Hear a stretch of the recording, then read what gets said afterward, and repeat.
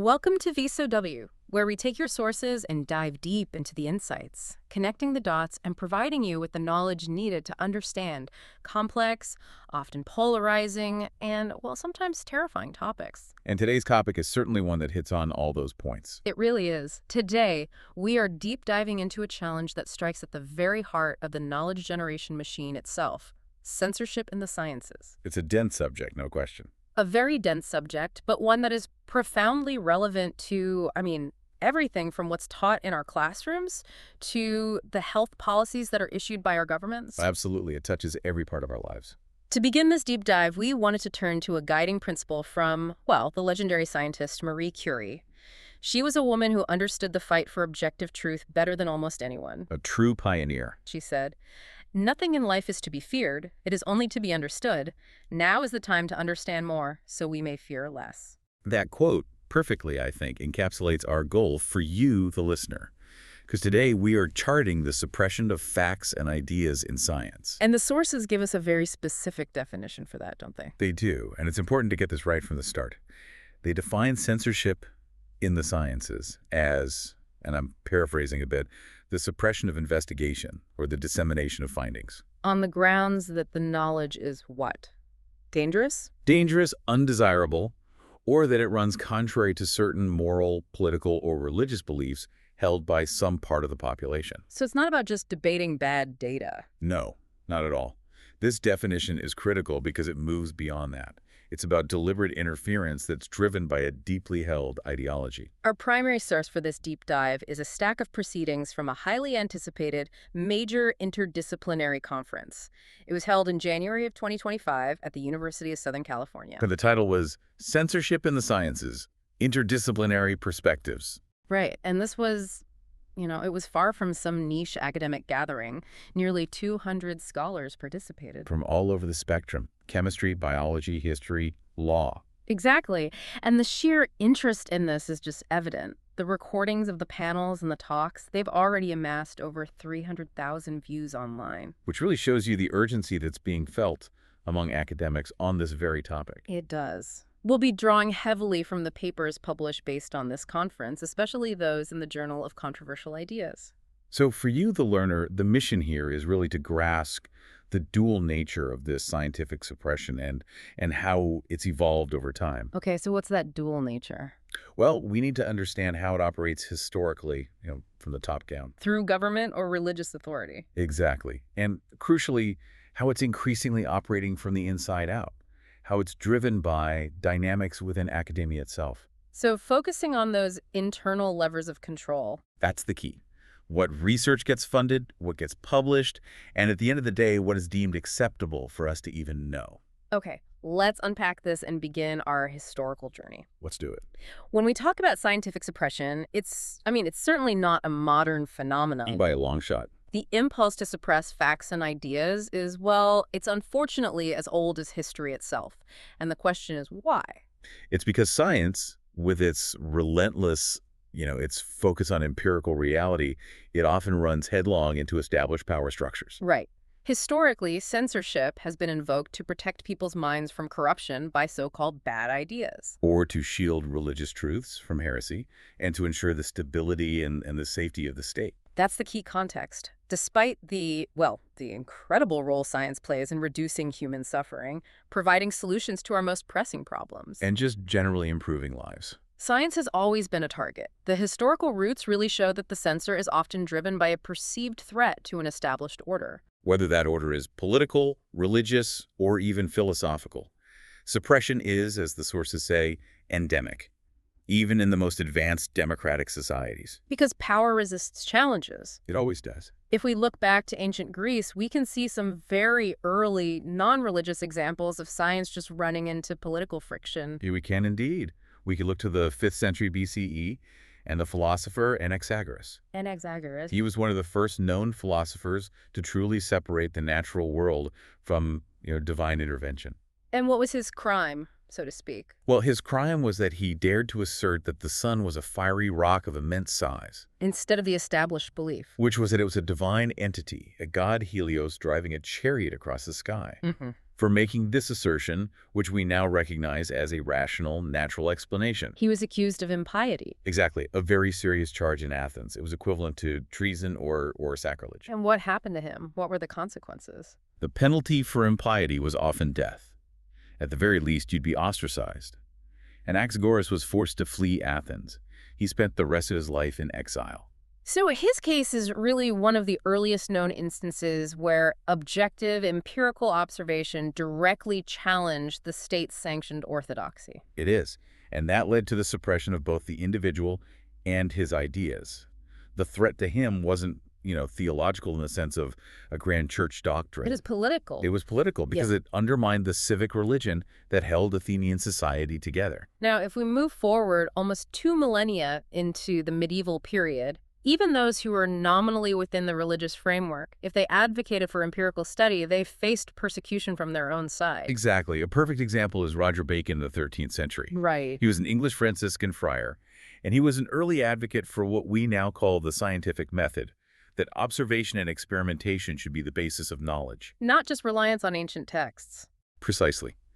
His ideas were, for his time, incredibly radical. And despite being part of the church, he ended up being imprisoned by his own Franciscan order. But why? If he was just advocating for a better way to find the truth. Well, his order cited his heretical teachings. This included things like alchemy and astrology, but also his unbelievably future-focused ideas. What kind of ideas? Bacon was thinking centuries ahead. He was envisioning flying machines, self-propelled carriages, things that sounded like madness at the time. So the threat wasn't just theological. No, it was institutional discomfort with radical change, with questioning the established scholastic methods. His imprisonment by his own institution really underscores that institutional power can stifle advancement for reasons that go way beyond simple doctrine, Sometimes just for being too far ahead of the curve. or just too disruptive to the status quo. But the most famous historical case, the one that everyone learns in school, is Galileo. And it's often framed simply as science versus religion. Right, a simple binary? But the sources suggest that the textbook narrative is, well, it's incomplete. The persecution was far more layered than just a clash between observation and theology. And that complexity is really the most relevant takeaway from this historical section, especially for understanding today's intra-academic struggles. How so?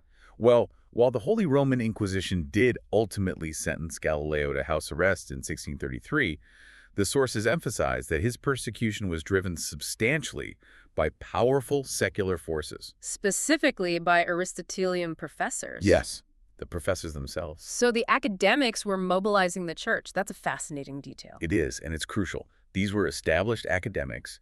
Their entire careers were built on the geocentric model based on Ptolemaic astronomy and Aristotelian physics. So Galileo's work, his heliocentric theories, it wasn't just a scientific disagreement for them. No, it was an existential threat. It threatened their professional authority, their life's intellectual investment, everything. So what do? They appealed to the highest political and religious authorities. They appealed to the church to punish him.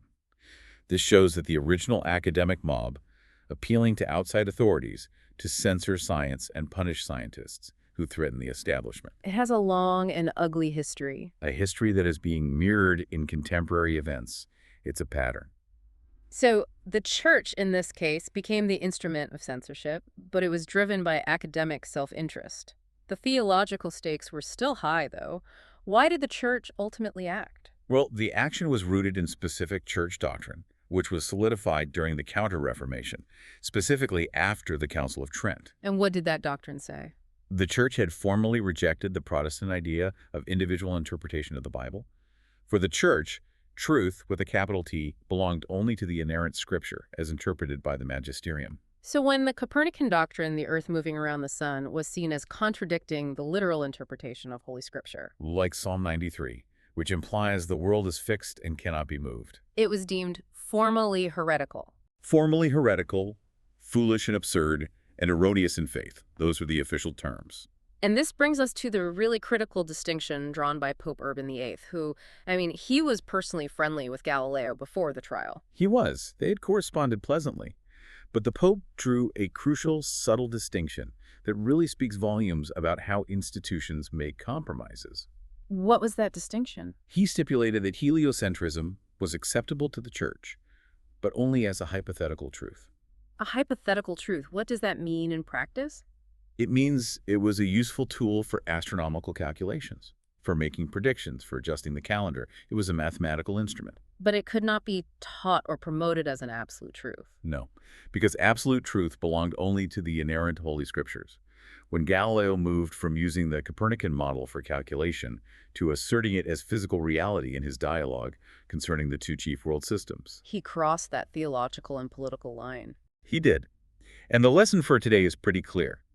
Censorship often takes the form of allowing an idea to exist, but only in a narrowly defined, non-threatening capacity, like a hypothesis. But it prohibits its elevation to accepted institutional knowledge if it challenges the established order. Exactly. So if historical censorship primarily came from the top down. From outside institutions like governments, we saw this with Lysenko banning genetics in the USSR or the Roman Catholic Church. The conference focused intensely on what they're calling the greatest and most insidious threat in modern democratic societies. Which is intra-academic censorship. That is, censorship instigated and enforced by scientists and academics themselves within the walls of their own institutions. The sources suggest that in democratic societies like the United States, this internal dynamic often has more severe consequences for an academic's career and their intellectual output than outright government interference. It does. Why is that internal threat so potent? Because academics are the fundamental gatekeepers of knowledge production and dissemination. I mean, think about it. They control the entire life cycle of a scientific career. What dictates success in the academy? It's securing promotions, attaining tenure, winning grants, publishing in prestigious journals. All of these things require approval, favorable reviews, and letters of recommendation from your colleagues. Who are often your ideological peers. Often, yes. So, if academics control these levers, they possess the means to effectively block the publication, the funding, and the employment of their peers without ever having to resort to an official government decree. Control over career paths inherently influences what subjects are deemed safe to research. And when information is ultimately disseminated to the public, it creates a powerful internal control mechanism. And this mechanism leads directly to a documented political skew in the identified censorship threats. Exactly. The sources cite research from Josim and others from 2023, and they note that academia is overwhelmingly populated by people on the political left. By ratios as high as 10-to-1 in some fields. In some fields, yes. And consequently, most of the identified censorship threats and the perceived pressure to conform, they emanate from that direction. No, it's crucial to understand why that is. It is. This isn't because threats from the political left are inherently more serious than those from the right. It's simply because the censors are usually those who hold the most institutional influence and power within the universities themselves. They become the gatekeepers of acceptable opinion. That's right. This shift moves beyond simple institutional pressure, and it manifests most clearly as widespread self-censorship. The conference provided some pretty stark quantitative evidence for this. It did. Let's look at the numbers presented by Nathan Honeycutt from the Foundation for Individual Rights and Expression, or FIRE. Honeycutt's presentation was based on FIRE's 2024 faculty survey, which is a massive undertaking. It covered 6,000 faculty members across 55 different U.S. universities. A huge sample size. A huge sample. And the findings are, well, they're profoundly disturbing. They show that suppression is creating widespread silence across all professional contexts. Give us an example. For instance, a staggering 42% of faculty report self-censoring in their own classroom lectures and discussions. 42%. So nearly half of professors are actively avoiding saying something they believe to be true or relevant in front of their own students. Yes. That immediately degrades the quality of education and any hope of open discussion. And it doesn't stop at the classroom door. No. That number jumps even higher, to 56%, for those who admit they self-censor in online communications. Things like emails, listservs, social media posts related to their work. Exactly. It shows that the perceived threat follows them even outside the physical classroom. Those numbers demonstrate a significant chilling effect, but the most concerning figure, I would think, for the future of scientific knowledge production has to be the one related to research itself. Absolutely. When we talk about knowledge generation, this is the most critical data point. 20% of faculty reported actively self-censoring their choice of research topics. 20%. 1 in 5. Let's just pause and consider the magnitude of that figure. 1 in 5 scholars in biology, chemistry, social sciences is avoiding exploring an entire area of study. And not because they lack interest or skill or funding. No, but purely because of the fear of potential ideological backlash. I mean, Hmm. that is a professional catastrophe. 20% self-censoring their research topics. That's not just a chilling effect, that's a professional ice age. What does that specifically mean for the next generation of breakthroughs? It means the entire research portfolio of the nation's universities is skewed from the very beginning. It constrains the subjects scientists even dare to investigate, and ultimately it fundamentally warps the interpretation of findings in areas that are deemed politically sensitive. How so? Well, if you avoid studying certain questions about, say, human behavior or group differences or controversial historical data, you guarantee that your institutional output will be incomplete. And bias toward the politically palatable conclusion. That's it. You've pre-filtered the results before the research even begins. And the survey found this effect wasn't uniformly distributed across the political spectrum, was it? No, it was not. The data clearly indicates that this burden of self-censorship disproportionately affects conservatives and moderates. Which limits the diversity of perspectives brought to bear on complex scientific and social issues. It creates echo chambers where dissenting views are systematically excluded.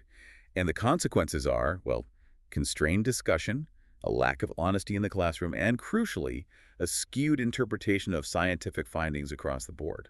So, if the problem is this institutional pressure leading to internal self-censorship, what did the scholars who analyzed this data propose as a potential solution? The survey data itself actually offered a path forward. It strongly endorsed the concept of institutional neutrality. Institutional neutrality. What does that mean in practice? A large majority, about two-thirds of faculty, believe that colleges, universities, and academic departments should actively not take public positions on social or political issues. That's a foundational position. It argues that the university's mission is truth-seeking, not political advocacy. And that's critical. In theory, universities should already be neutral. But in reality, In reality, many institutions have adopted official stances, often under the umbrella of DEI initiatives, that implicitly or explicitly demand conformity to certain political worldviews. so the reformers are arguing that adopting institutional neutrality, Meaning the university as an entity takes no position on controversial matters, but guarantees academic freedom for its individual scholars. that would create a far more neutral environment. They believe it would. And that, in turn, could dramatically reduce the pressure for self-censorship, allowing faculty to focus on their empirical mission rather than, navigating an ideological minefield. A call to return the university to its core mission of open inquiry. That's the idea. This is where the rubber really meets the road, isn't it? The ideological stakes we just discussed are being applied directly to empirical reality. Yes, often with incredibly damaging consequences for scientific truth. The conference panel Censorship and Pseudoscience in the Life Sciences showed that these bad ideas are not confined to the humanities.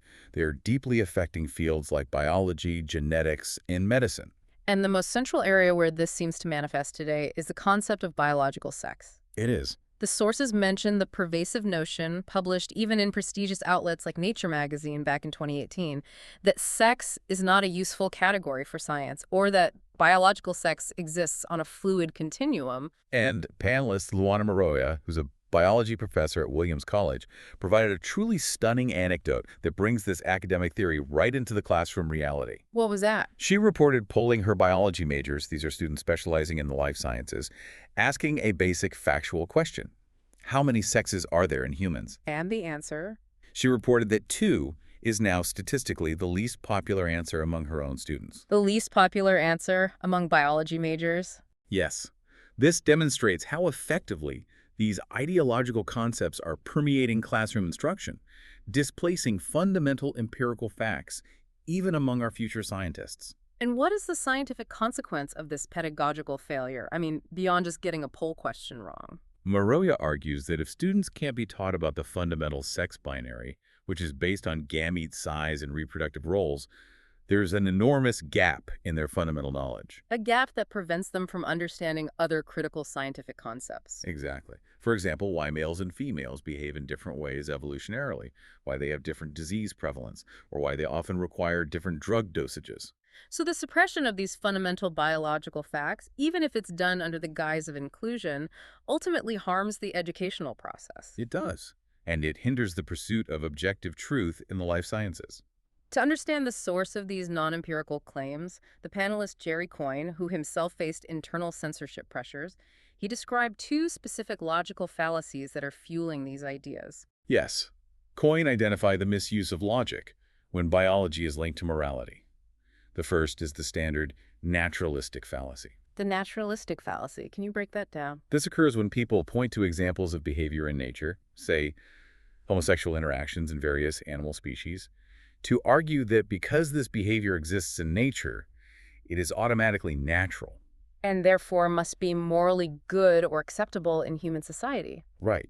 But wait, isn't finding precedent in nature generally considered good science? I mean, how exactly does Coyne draw the line between using natural examples for scientific justification versus using them for moral justification? That's the critical distinction. Scientific observation is fine. The fallacy lies in the leap from is to ought. So just because something occurs naturally Like infanticide in the animal kingdom or rampant disease. doesn't mean it provides a moral blueprint for human society. Coyne points out that people are using biological observation to drive a moral or political agenda, which is fundamentally unscientific. And what about the second fallacy he described? He called it the reverse naturalistic fallacy. This is where activists or academics seek out examples in the natural world, however niche, to justify or rationalize a desired human behavior. The classic example being clownfish. Exactly. Pointing to the ability of clownfish to change sex, or other rare instances of sex switching in the animal kingdom, and using those outliers to justify complex human identity claims. Essentially saying because it has a precedent in nature, however rare or non-analogous, it must apply to humans too. Again, they're using selective biological data to drive an ideological claim rather than allowing the totality of human biology to dictate the science. Beyond sex, the driving motivation, according to Moroja and others, is often a generalized sense of harm avoidance. Yes, and they argue this is actively stymieing the pursuit of scientific truth, typically without any strong empirical evidence of the actual psychological harm being avoided. The pressure to avoid causing offense is leading to some, well, truly bizarre academic advice and policy decisions. Absolutely. For instance, in health and nutrition science, instructors are being advised to avoid stating or even implying that obesity is unhealthy. Out of concern for stigmatizing fat people. Right. This turns a public health issue rooted in physiology into a protected identity category, Wow. where objective scientific facts have to be censored or softened to manage perceived feelings. And the sources point to a political example of censoring data for similar reasons back in 2022. Yes, the Lee case. Yeah. The Biden administration blocked access to a specific genetic database, presumably out of concerns that research using that data could be perceived as disparaging or negative towards certain groups identified within the dataset. So that action restricts knowledge creation entirely. Entirely. To manage potential perceived negative psychological or social consequences, it places social goals above empirical inquiry. And these public health consequences are manifesting in the real world, starting long before college students are being polled about the number of sexes. Oh, absolutely. The conference discussions drew a direct line from these knowledge gaps to public health outcomes. What was the specific connection? Moroja pointed out that sex education in high schools is focusing more and more on gender identity and less on basic reproductive biology. And the practical mechanics of reproduction and contraception. Right. And the World Health Organization reported in 2024 an alarming trend, a documented decline in adolescent condom usage across many regions. And a corresponding increase in sexually transmitted diseases among teenagers. Now, correlation isn't causation, of course, but the sources suggest that the systemic replacement of practical biological instruction with ideological focus may be part of the explanation for this dangerous decline in practical knowledge. And the corresponding rise in public health risks. Exactly. We've established the internal pressure to conform. Now let's look at the active mechanisms that universities are using to enforce this conformity. Okay. One of the most controversial and effective tools is compelled speech, specifically mandatory diversity, equity, and inclusion, or DEI statements. For job candidates and faculty, yes.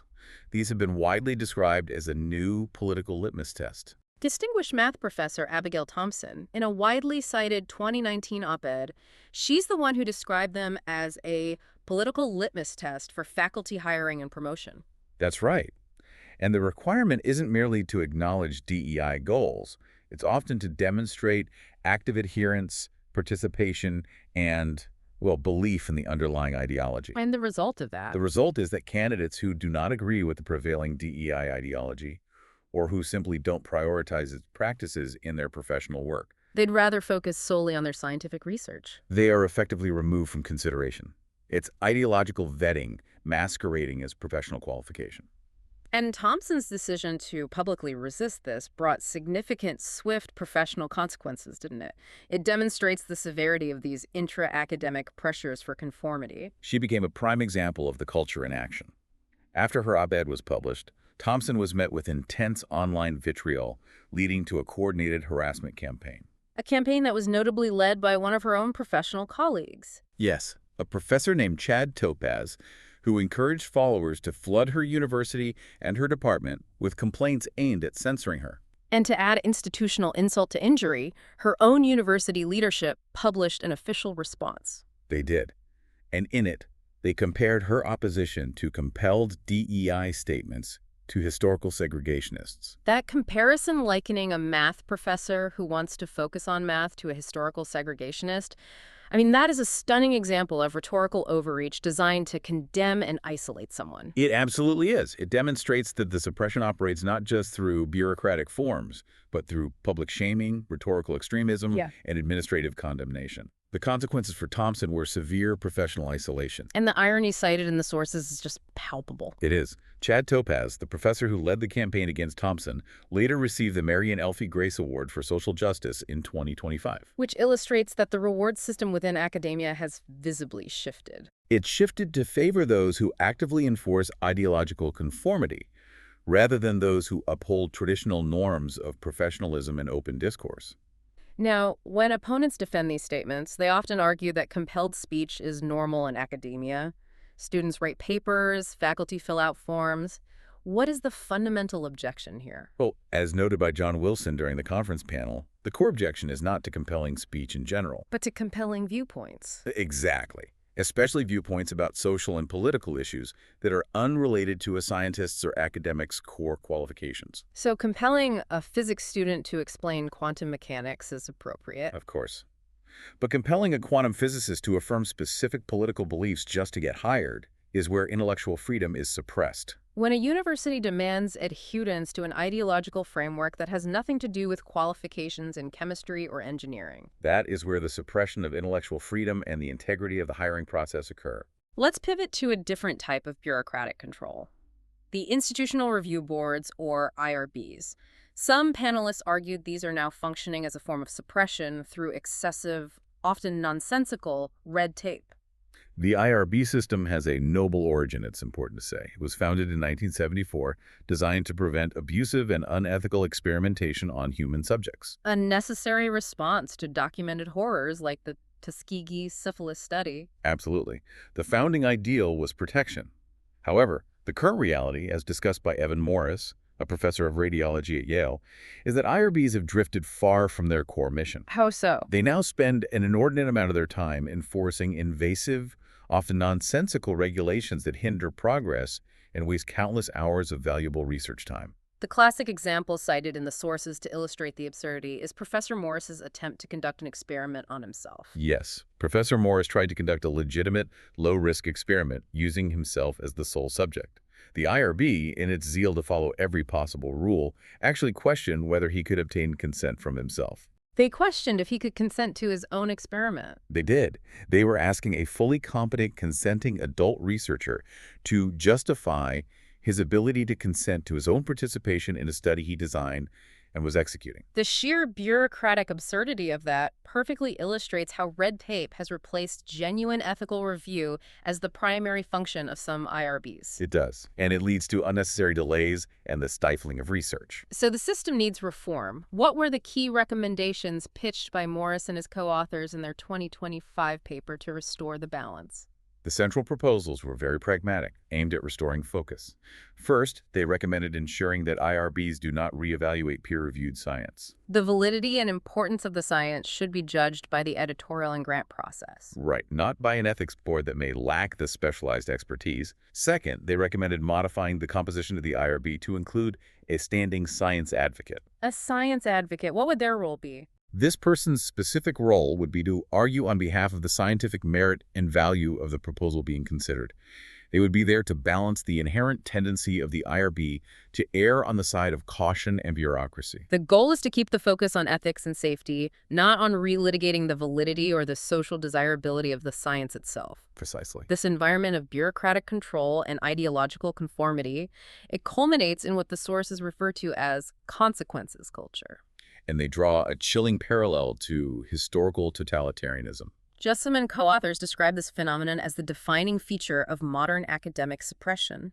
The central idea of consequences culture is the active enforcement of a preferred narrative. A narrative defined by activists and institutional leaders as moral, virtuous, or correct. And vocal dissent against that narrative is not just frowned upon. No, it is expected to bring with it adverse consequences to one's career, reputation, and personal well-being. This is not passive self-censorship. This is active punishment. And the case of chemist Tomasz Hudlicki provides a terrifying modern example of this system in action, specifically targeting a successful senior academic. It is a profound case study. In 2020, Hudlicki published an essay in the high-impact journal Anjawante Shemi that argued against identity-based preferences in hiring. Arguing that merit and academic qualifications should remain paramount. Yes, which ran directly afoul of progressive academic ideology. The resulting consequences were immediate and catastrophic. What happened? An attack campaign by a social media mob. The journal, under pressure, disappeared the essay from its website as if it had never existed. Editors who approved the article were suspended. And it went even further. The journal blacklisted the article's reviewers, and Hudlicki's own colleagues refused to collaborate further, resulting in the professional isolation of a highly regarded scientist. Disappearing disfavored works and professional ostracization. I mean, those are tactics that feel historically familiar. They do. The sources make a direct and provocative link between this behavior and authoritarian regimes.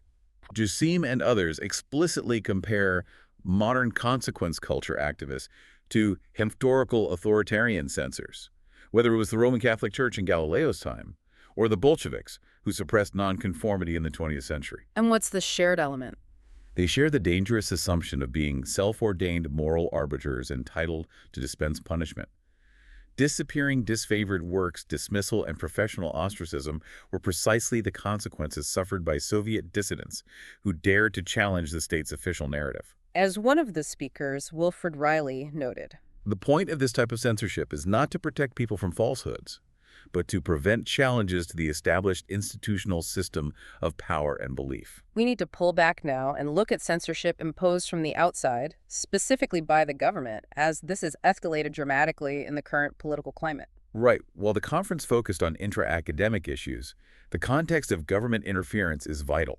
Historically, we saw massive state-driven suppression. Like Trofim Lysenko banning Mendelian genetics in the USSR because it was bourgeois science. Or the Nazis dismissing Einstein's theory of relativity as Jewish physics. Yeah. These were massive state actions. And the U.S. has its own history of government-driven suppression of data. It does. Prior to the current period, we saw the slow walking of a crucial NIH report in the 1990s. The one about needle exchange programs? Right. It indicated that needle exchange programs reduced HIV transmission without increasing drug use. The report was suppressed for political reasons. We also saw censorship of climate science reports during the George W. Bush administration. Yes, these were specific instances, usually targeted at single programs or single issues. But the sources characterized the current environment, since early 2025, as an unprecedented, broad-based assault on medical truth by the federal government. And they categorize it into three distinct actions: purges, suppression, and distortion. That assessment comes from the legal analysis in the source material, which notes the current administration's health information policies represent a dramatic systemic departure from traditional practices. And they started with Executive Order 14168, a directive instructing agencies to combat gender ideology and restore what the administration termed biological truth across federal information portals. To implement this, the Centers for Disease Control and Prevention, the CDC, carry out a massive digital removal of content. That's correct. The executive directive instructed relevant personnel to take down all outward-facing media that inculcate or promote gender ideology. The CDC responded by removing thousands of health-related web pages and data sets related to LGBTQ health, gender identity, and related topics. An information purge of massive scale. far exceeding the targeting of a single report or dataset. A massive scale, yes. And this removal was sometimes accompanied by a pretty jarring banner that actively condemned the material. It did. It stated the information was extremely inaccurate and disconnected from the immutable biological reality that there are two sexes, male and female. And this is a key detail. The government wasn't just quietly deleting old links. No, it was actively attaching an ideological condemnation, a formal statement of disagreement, to the fact of the removal. This turns simple data management into an ideological statement of purity. Some of this scrubbed material, particularly from the CDC website, was later restored by court order. It was, but the unprecedented nature of the purge itself was a major finding in the source material. Beyond the purges, we saw clear efforts to silence existing scientific resources through financial and administrative suppression. Indeed. A prime example was the Trump administration's decision to end funding for the Patient Safety Network, or PSNet. Remind our listeners what PSNet was. PSNet was a vital government-maintained resource. It featured materials, training, and best practices aimed specifically at reducing medical errors, something that affects every single hospital in the country. And its website ceased being updated or maintained in March 2025. Essentially freezing a crucial tool for improving public health outcomes. And they targeted the peer review process itself. Yes, through financial means. The administration planned to eliminate funding for two critical, open-access, peer-reviewed CDC journals. Emerging infectious diseases and preventing chronic disease. Right. These journals are essential conduits for conveying crucial scientific research to the public health community globally. Silencing them through financial strangulation is a form of censorship that directly impacts the flow of knowledge. There was also a palpable sense of intimidation directed at the gatekeepers of peer review itself, the editors of prestigious medical journals. Absolutely. In April 2025, the Justice Department, acting through a federal prosecutor, sent highly unusual letters to journals like Chest and the New England Journal of Medicine. And these letters questioned how the journals handled misinformation and competing viewpoints.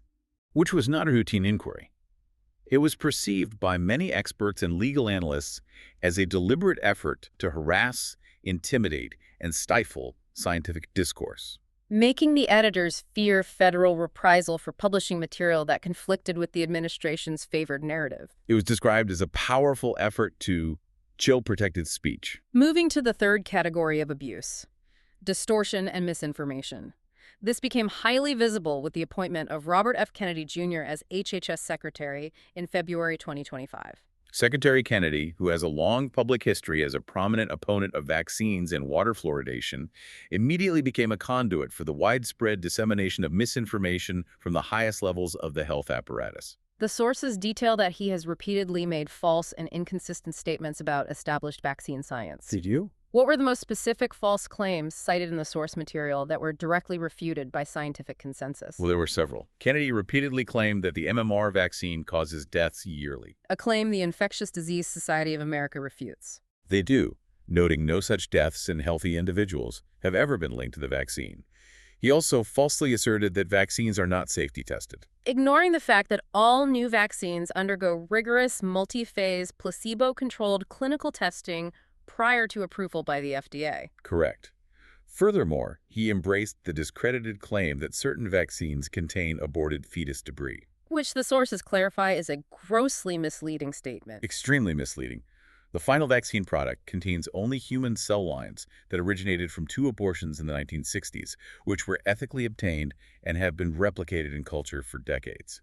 The final product contains no debris itself. And these distortions translated immediately into policy consequences that directly affect public health decisions, specifically concerning COVID vaccines. Critically, in May 2025, Secretary Kennedy unilaterally announced that COVID shots were no longer recommended for healthy children and pregnant women. And he made this announcement before the CDC's Advisory Committee on Immunization Practices, or ACIP, even met to formally reassess the recommendations. Yes, before they could review the current data. Why is the timing and the role of ACIP so significant to the listener? The ACIP is the group of expert medical and public health professionals who are responsible for developing the official U.S. immunization schedules. Their recommendations are crucial because they directly govern insurance coverage. So when a vaccine is added to the recommended schedule, it generally guarantees that people are covered by insurance for those shots. That's right, especially for children and pregnant women. By excluding these groups from the recommended schedule before the experts could weigh in, this policy may prevent many people from obtaining beneficial vaccines due to loss of insurance coverage. Potentially weakening population-wide immunity against certain variants. Potentially, yes. And the political streamlining of this process continued dramatically the following month. It did. In a move that shocked the public health community, in June 2025, Secretary Kennedy fired and replaced all 17 sitting members of ACIP. The entire committee. The entire advisory body reconstituted with new hand-picked members. This action effectively consolidated his policy stance. It made it highly unlikely that the newly appointed members would contradict his guidance on public health policy moving forward. Cementing the administration's ideological control over vaccine recommendations. That's a good way to put it. We spent a lot of time discussing how external and internal pressures suppress truth, but it's helpful to take a moment and reflect on the very nature of science itself. Which is that it's inherently a process of self-correction and error. Right. The only way science progresses is by proving accepted theories incomplete or sometimes just plain wrong. This is a vital point for perspective.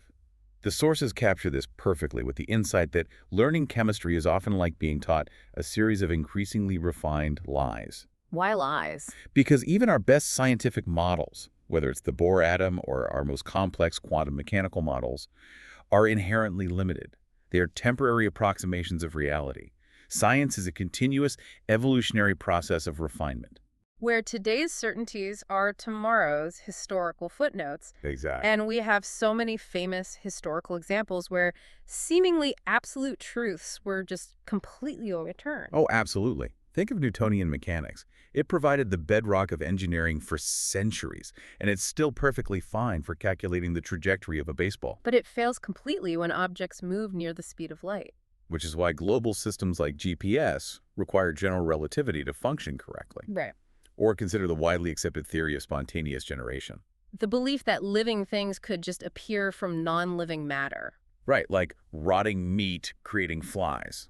It took Pasteur's rigorous experiments to finally disprove that paradigm. And in physics, the foundational belief that light needed a medium to travel through. The long-held belief in the ether. Scientists spent decades designing elaborate experiments to measure the Earth's movement through this ether. Only to discover, through experiment like the Michelson-Morley experiment, that no such medium existed. And disproving the ether theory was the necessary prelude for Einstein's theories of relativity. It forced a complete overhaul of how we understand space and time. There are also examples in chemistry, like the noble gases. For decades, based on their electron configuration, it was thought that noble gases, like xenon, were totally non-reactive. That their stability made chemical bonding impossible. It was a textbook fact. It was. But then, a paper in the 1950s showed that xenon can, in fact, be reacted with fluorine under the right circumstances to form stable compounds. Disproving this fundamental notion forced chemists to reevaluate their entire thinking about chemical bonding. And it created whole new fields of synthetic chemistry. It did. And the lesson here, drawn from the structure of scientific revolutions, is that the smartest people in the field will often cling to their established paradigms. It takes immense courage to break those paradigms. Which brings us back to the current environment of self-censorship, where that courage seems to be dangerously absent. One expert, Matthew Burgess, offered a compelling, almost economic perspective on the value of speaking up. Burgess argued that academics often overestimate the personal costs of speaking up. The fear of ostracism, the fear of losing tenure. Right. And they simultaneously underestimate the professional benefits of doing so. He argued the greater danger is simple risk aversion, or what he called herd behavior. He likened the pursuit of neglected but important truths to a high-value market. He did. He said when the supply of controversial or neglected truth is scarce and the intellectual demand for honest inquiry is strong, the professional rewards can be extraordinary. Intellectual, reputational, and even financial. So he's making the case that courage is not just virtuous, it's practically profitable. Exactly. His conclusion is very pragmatic. Yeah. If you want to do paradigm-shifting research, you must have the courage to break someone's paradigm. Otherwise, you'll just produce incremental work that confirms the consensus. Leading to career safety but intellectual stagnation. That's the trade-off. That courage is essential because, as Francesca Minerva, the co-editor of the Journal of Controversial Ideas, passionately explained, the suppression of academic freedom has real-world consequences that go far beyond the individual scientist. Minerva noted that when academic freedom is hindered, We fundamentally distort the nature of academia, and we ultimately fail both students and society at large. Society has a profound interest in benefiting from what academics discover when they do their job properly and without restriction. And if institutions prioritize comfort or ideology over truth-seeking, censorship undermines the core mission of the university. The public suffers the consequences, as we saw with the health data purchase. Finally, in an environment where academic institutions and government agencies are actively failing to safeguard truth, the sources point to an unlikely final line of defense. The courts, which are currently serving as democracy's strongest safeguard. The legal analysis confirms this. When the government or its agencies suppresses information, citizens can often fight back. However, obtaining monetary damages against the federal government is extremely unlikely. Right, due to doctrines like sovereign immunity, the Federal Tort Claims Act's discretionary function exception, and the strict limits on Bivens claims.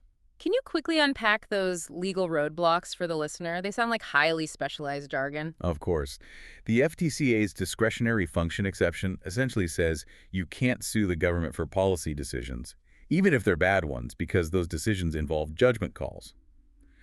A Bivens claim is a historical legal avenue to sue federal agents directly for constitutional violations, but the Supreme Court has heavily restricted its use.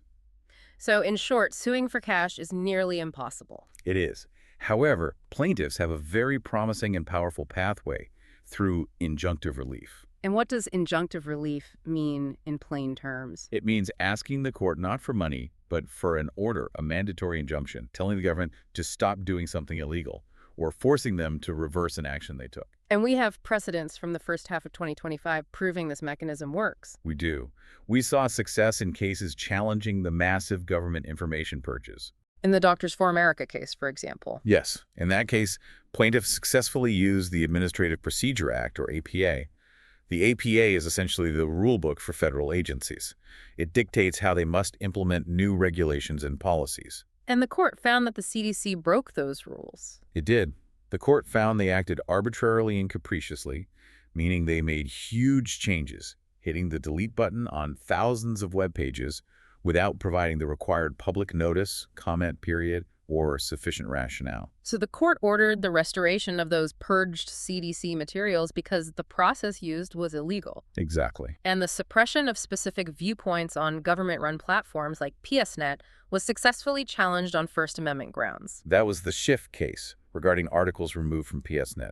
The court found that the government's removal of articles containing terms like LGBTQ and transgender constituted impermissible viewpoint discrimination in a limited public forum, The government was trying to remove information simply because it disagreed with the viewpoint. which is prohibited under the First Amendment.